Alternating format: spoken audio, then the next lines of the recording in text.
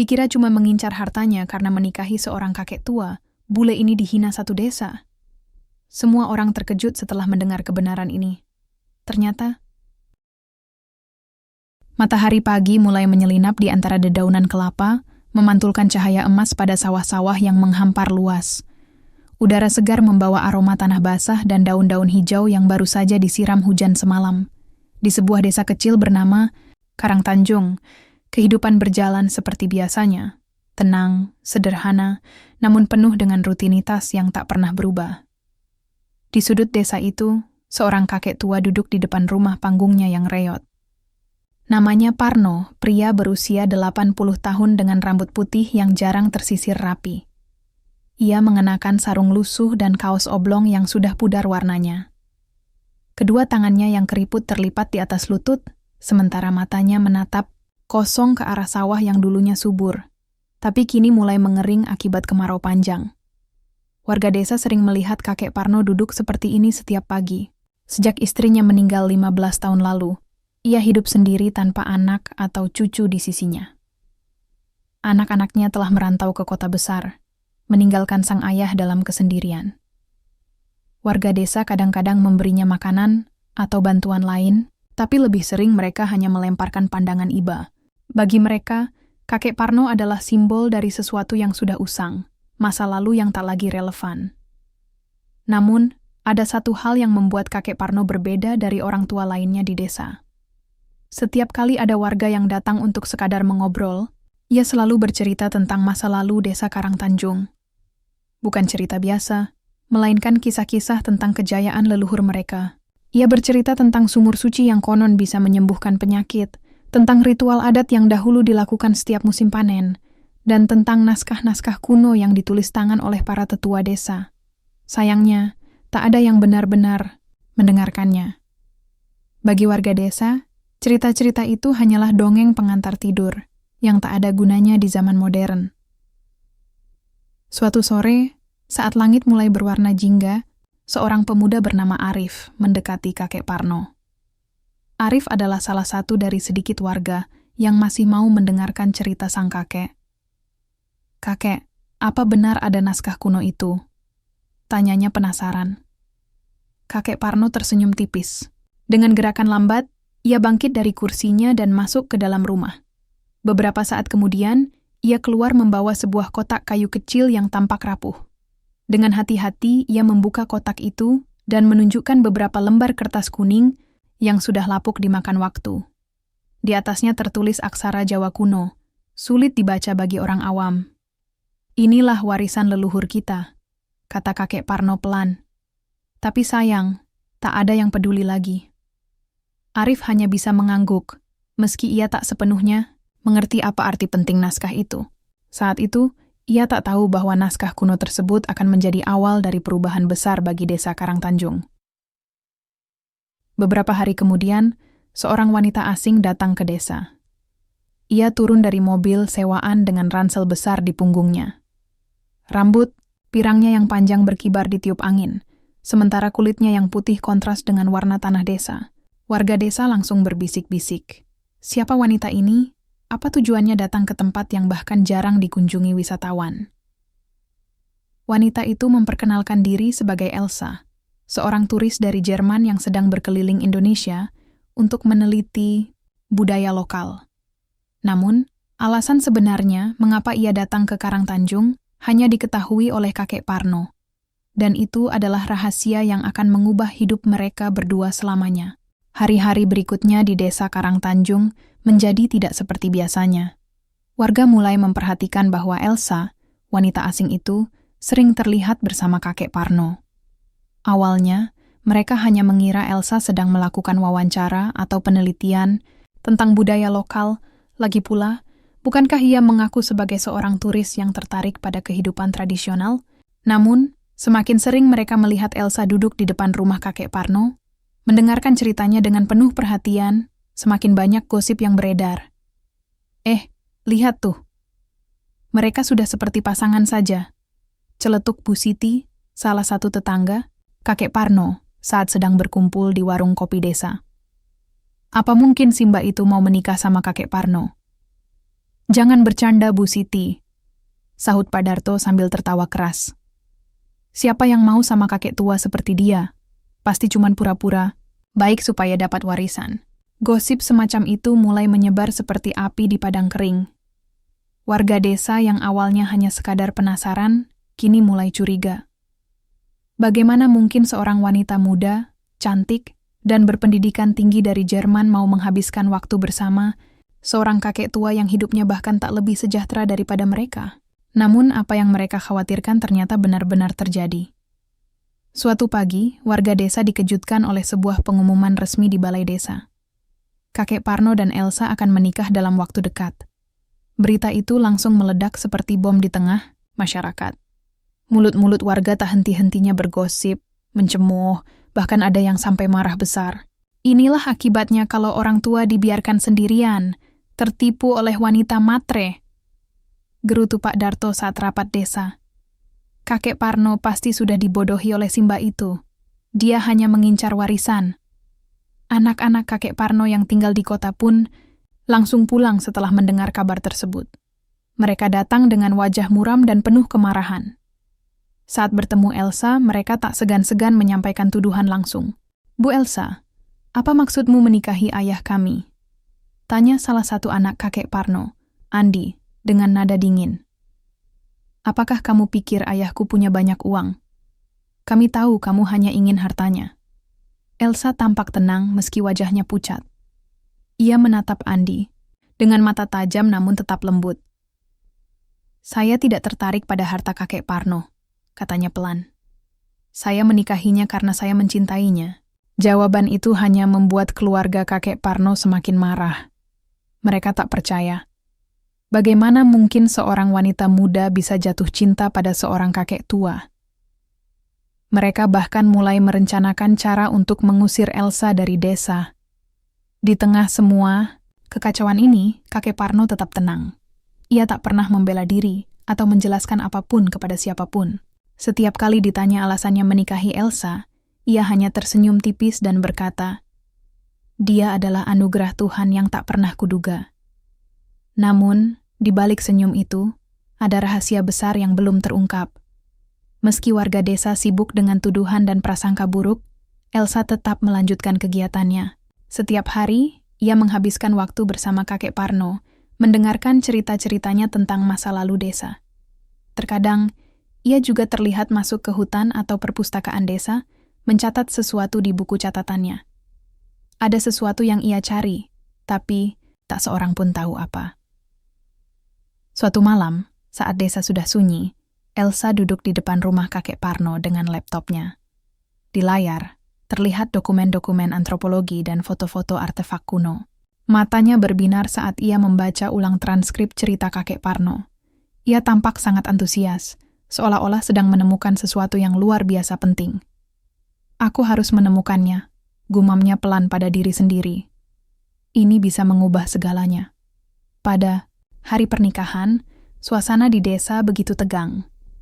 Hanya segelintir warga yang hadir, dan mereka datang lebih karena rasa iba kepada kakek Parno daripada dukungan terhadap pernikahannya.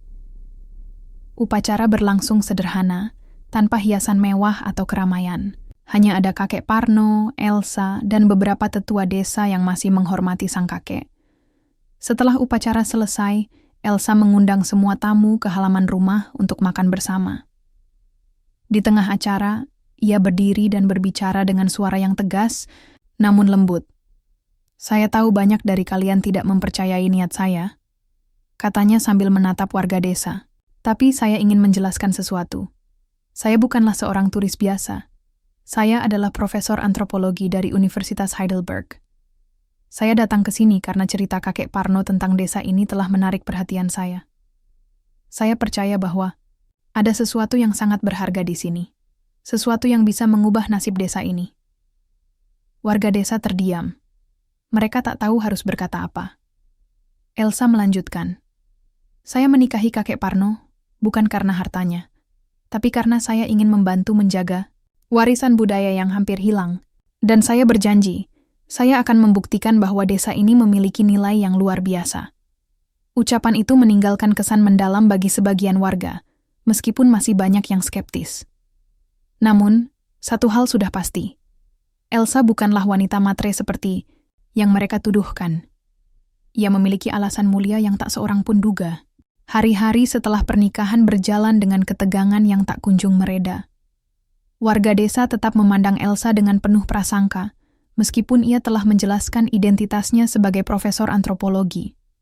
Tuduhan bahwa ia hanya mengincar warisan kakek Parno masih bergema di setiap sudut desa.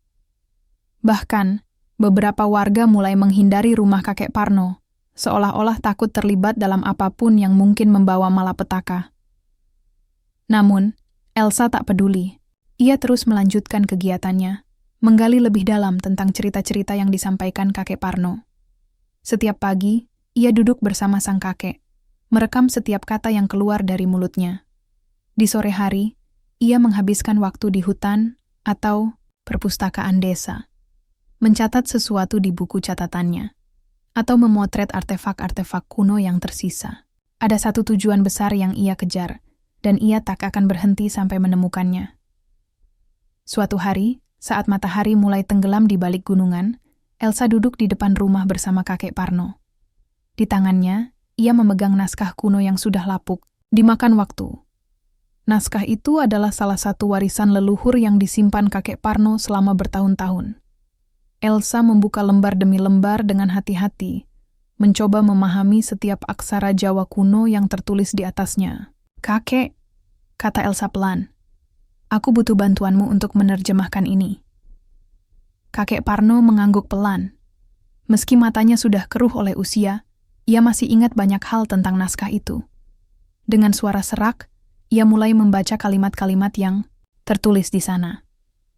Elsa mendengarkan dengan penuh perhatian, mencatat setiap detail yang bisa ia pahami. Setelah beberapa jam, Elsa tiba-tiba berhenti menulis. Matanya melebar, seolah-olah ia baru saja menemukan sesuatu yang luar biasa penting. "Ini dia," katanya dengan nada bersemangat. "Kakek, apakah kamu tahu apa yang tertulis di sini?" Kakek Parno menggeleng pelan.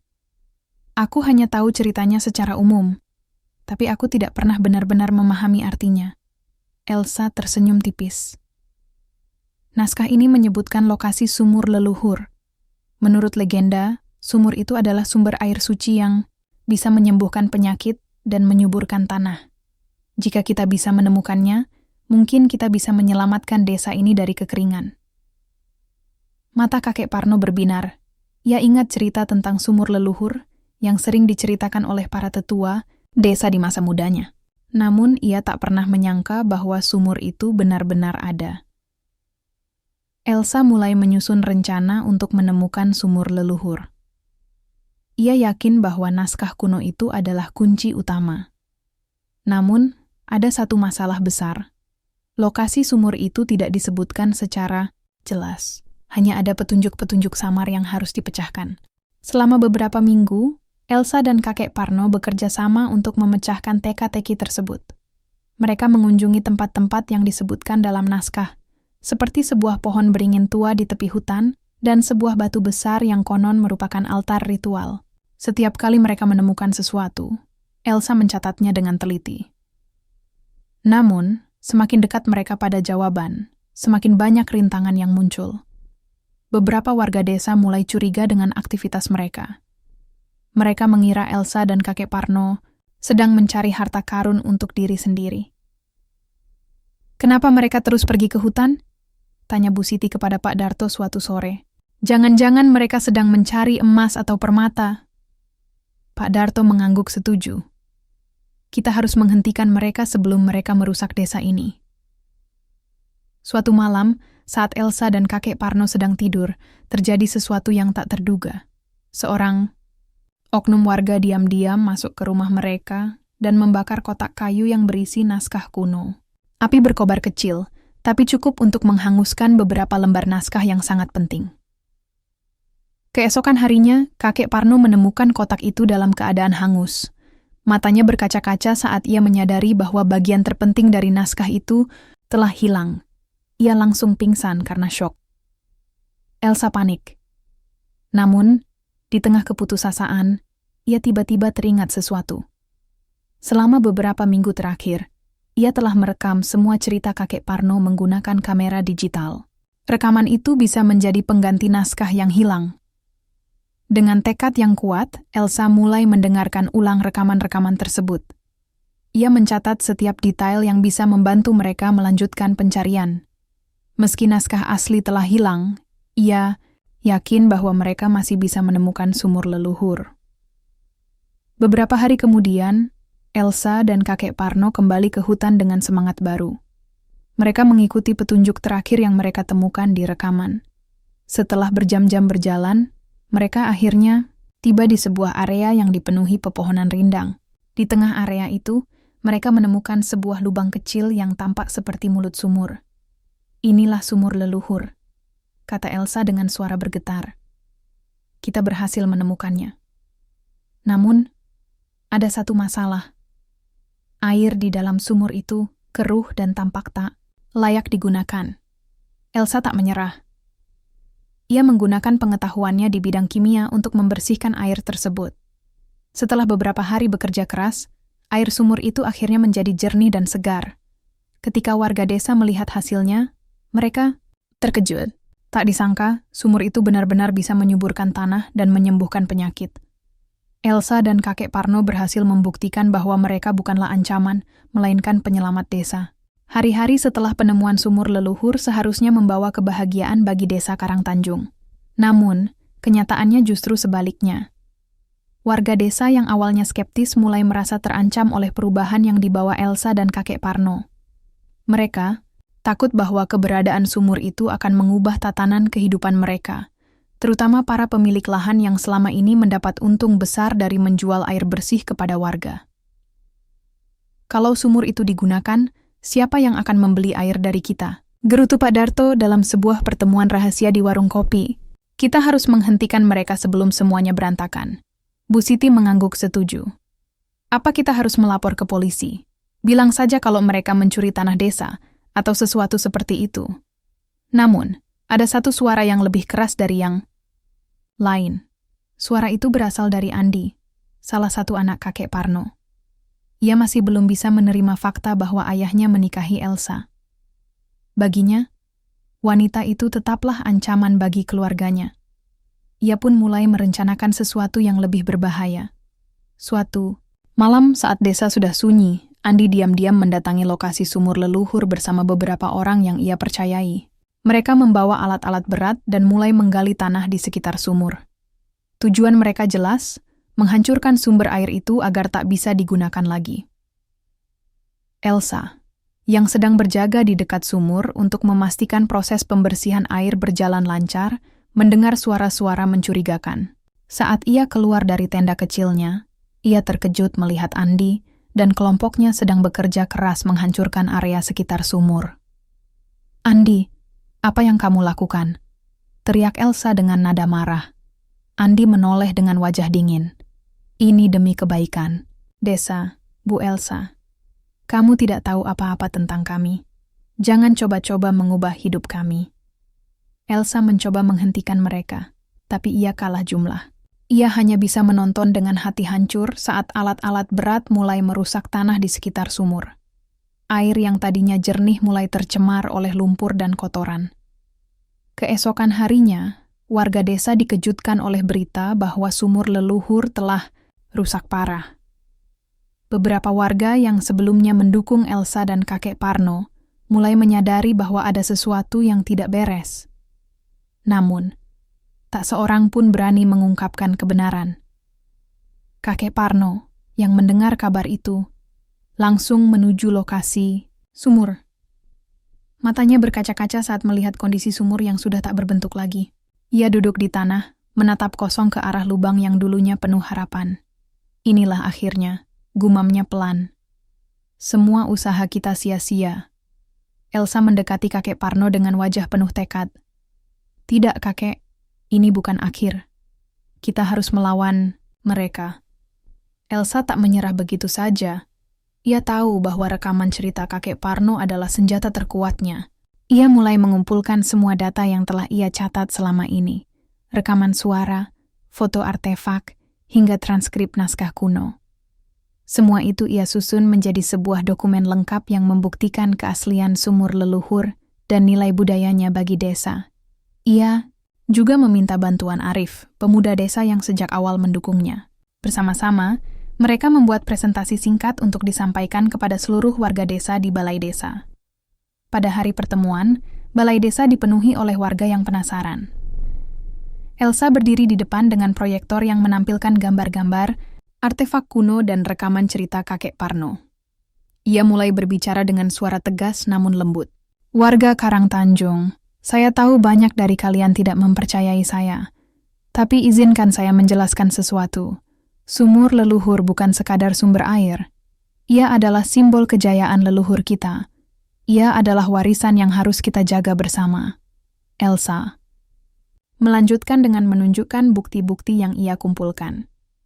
Ia juga menjelaskan bagaimana sumur itu bisa menyuburkan tanah dan menyembuhkan penyakit. Warga desa mulai terdiam, terpesona oleh penjelasan Elsa. Namun, momen itu terganggu oleh kedatangan Andi dan kelompoknya. Mereka mencoba menghentikan Elsa, tapi warga desa yang sudah mulai tersadar menolak memberi ruang bagi mereka. Andi, apa?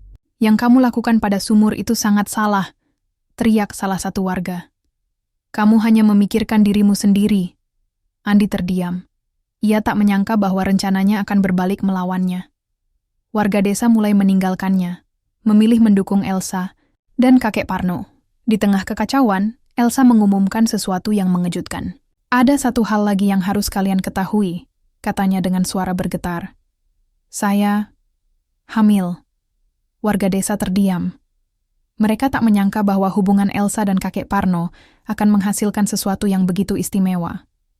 Anak itu akan menjadi pewaris budaya campuran Jawa-Jerman, simbol persatuan antara tradisi dan modernitas. Kakek Parno tersenyum tipis, meski tubuhnya tampak semakin lemah. Ia tahu bahwa masa depan desa ada di tangan generasi baru. Hari-hari setelah pengungkapan kehamilan Elsa, membawa perubahan besar bagi desa Karangtanjung. Warga yang sebelumnya skeptis, kini mulai melihat Elsa dan kakek Parno dengan pandangan berbeda. Anak yang akan lahir dari pernikahan mereka bukan hanya simbol cinta lintas budaya, tetapi juga harapan baru bagi desa yang hampir kehilangan jati dirinya.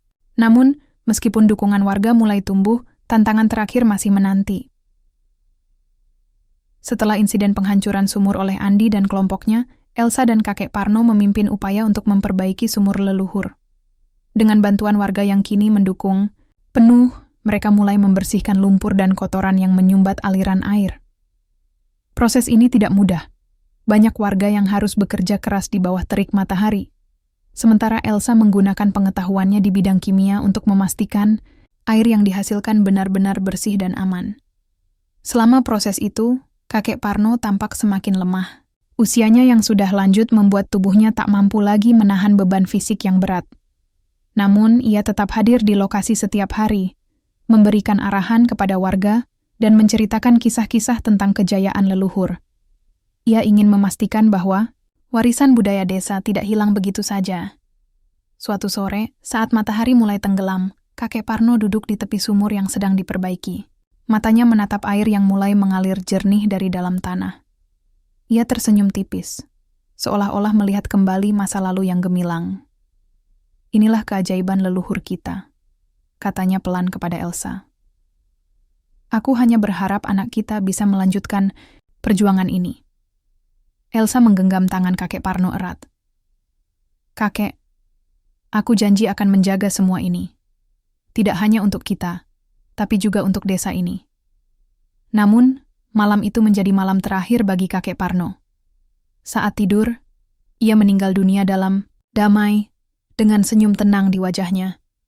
Warga desa berkumpul untuk memberikan penghormatan terakhir kepada sang kakek. Mereka menyadari bahwa kakek Parno bukan hanya seorang pria tua biasa, melainkan pahlawan budaya yang telah menyelamatkan desa dari kehancuran.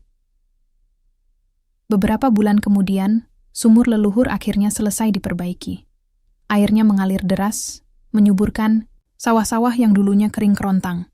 Desa Karangtanjung mulai bangkit kembali. Warga yang sebelumnya bergantung pada penjualan air kini menemukan cara baru untuk mencari nafkah, membuka usaha pertanian dan peternakan yang lebih produktif. Elsa melahirkan seorang bayi laki-laki yang diberi nama Jaka, gabungan dari nama tradisional, Jawa dan Jerman. Kelahiran Jaka disambut dengan sukacita oleh seluruh warga desa. Mereka melihat bayi itu sebagai simbol persatuan dan harapan baru. Untuk mengenang kakek Parno, Elsa mendirikan sebuah museum kecil di rumah panggungnya. Museum itu menampilkan artefak-artefak kuno, naskah-naskah yang berhasil diselamatkan, serta rekaman cerita-cerita kakek Parno. Tempat itu menjadi destinasi wisata budaya bagi orang-orang dari luar desa, membawa pendapatan baru bagi warga. Elsa juga mulai menulis buku tentang pengalamannya di Karangtanjung. Buku itu tidak hanya menceritakan kisah cintanya dengan kakek Parno, tetapi juga tentang pentingnya melestarikan warisan budaya. Buku tersebut akhirnya diterbitkan dan mendapat perhatian internasional, membuat desa Karangtanjung semakin dikenal. Beberapa tahun kemudian, desa Karangtanjung telah berubah sepenuhnya. Sawah-sawah hijau kembali menghampar luas, anak-anak bermain di dekat sumur leluhur yang kini menjadi pusat kehidupan desa. Di halaman museum, Jaka kecil berlarian sambil tertawa, diawasi oleh Elsa yang duduk di kursi kayu dengan senyum bahagia. Di batu nisan kakek Parno, tertulis kalimat yang sederhana namun penuh makna. Cinta sejati tak mengenal usia, hanya keberanian untuk menjaga warisan. Kakek Parno mungkin sudah tiada, tapi warisannya hidup abadi melalui Elsa, Jaka, dan seluruh warga desa. Desa Karangtanjung kini bukan sekadar tempat tinggal, melainkan simbol kebangkitan budaya dan kebersamaan. Semua ini dimulai dari cinta seorang kakek tua dan wanita muda yang berani melawan prasangka demi masa depan yang lebih baik.